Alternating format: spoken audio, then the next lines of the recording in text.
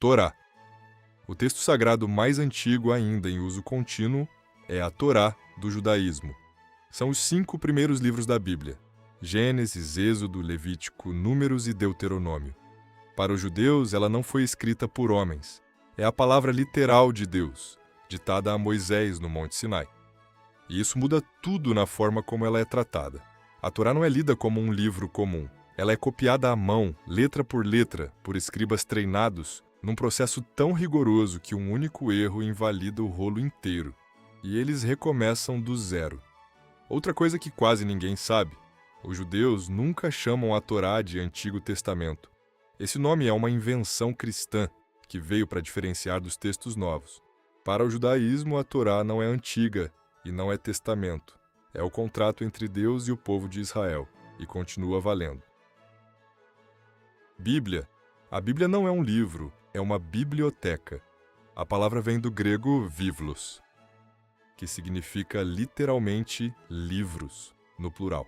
São 66 livros na versão protestante, escritos por dezenas de autores diferentes: reis, profetas, pescadores, um médico, em 3 idiomas: hebraico, aramaico e grego. E eles foram escritos ao longo de mais de 1500 anos. Ou seja, quem escreveu o primeiro livro nunca conheceu quem escreveu o último. E tem um detalhe que quase ninguém percebe. Entre o último livro do Antigo Testamento e o primeiro do Novo, existe um buraco de 400 anos. Nada foi escrito nesse intervalo. Alcorão. O Alcorão é o livro sagrado do islamismo. E a parte que surpreende é esta: para os muçulmanos, ele não pode ser traduzido. Não é frescura, é teologia. Eles acreditam que o próprio texto em árabe é a palavra literal de Deus, revelada ao profeta Maomé pelo anjo Gabriel ao longo de 23 anos. Qualquer tradução, por melhor que seja, é considerada apenas uma interpretação.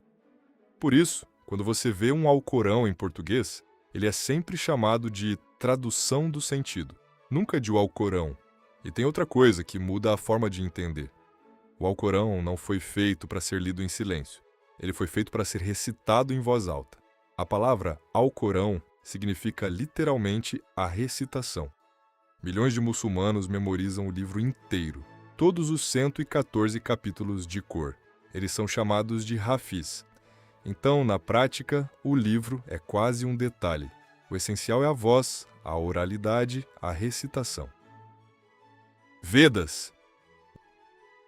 O hinduísmo tem os textos sagrados mais antigos de todos. Os Vedas, escritos em sânscrito por volta de 1500 a.C., mais antigos que a Torá e 1000 anos mais velhos que o Novo Testamento. E como o Alcorão, eles também nasceram de memória. Foram transmitidos oralmente, de geração em geração, durante séculos, antes de alguém escrever num suporte físico. A tradição oral hindu era tão precisa que os Vedas foram preservados praticamente intactos por mais de 2000 anos. Bhagavad Gita. O texto hindu mais famoso não é um Veda, é o Bhagavad Gita. São 700 versos, um diálogo entre o príncipe Arjuna e o deus Krishna, que acontece no meio de um campo de batalha na véspera de uma guerra. Arjuna está paralisado, não quer lutar contra a própria família. E Krishna passa o livro inteiro convencendo ele do dever e do sentido da vida. O Gita influenciou Gandhi, virou leitura obrigatória para entender a Índia. Tripitaka. O budismo tem o Tripitaka, que significa 3 cestas. São 3 conjuntos de textos: os discursos do Buda, as regras para os monges e os textos de filosofia. É um dos maiores cânones sagrados do mundo, com muito mais volume que a Bíblia. E aqui vai a quebra de crença radical. O Tripitaka não fala de Deus. O Buda nunca disse que recebeu uma revelação divina. Ele disse o contrário, que alcançou o entendimento por conta própria, depois de anos de meditação e questionamento. Ou seja, é um livro sagrado que não depende de um Deus para existir. Tao Te Ching. O Tao Te Ching é o livro sagrado do taoísmo, escrito na China há cerca de 2500 anos. O autor é um sábio chamado Lao Tse, que, aliás, talvez nem tenha existido de verdade.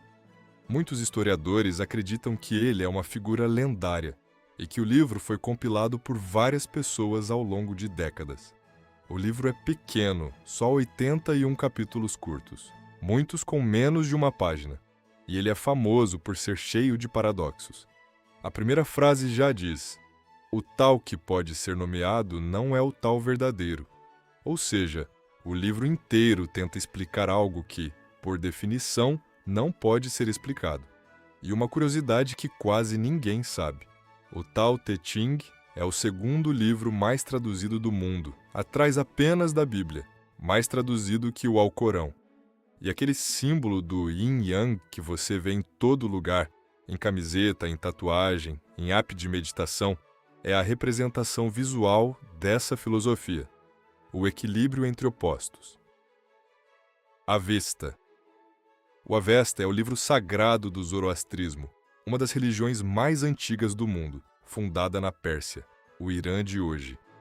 E ele é importante porque é o pai de ideias que você associa ao cristianismo: anjo, demônio, paraíso, inferno e um fim dos tempos com julgamento final.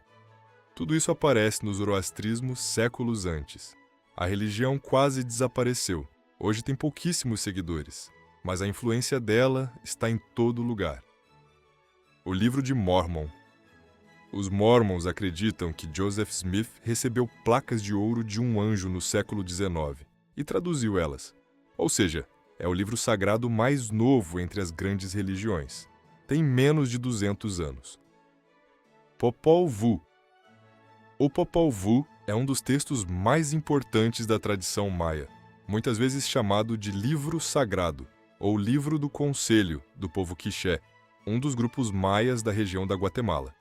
Escrito originalmente em língua quiché, usando o alfabeto latino por volta do século XVI, o Popol Vuh reúne a cosmogonia, a mitologia e a história do povo maia quiché.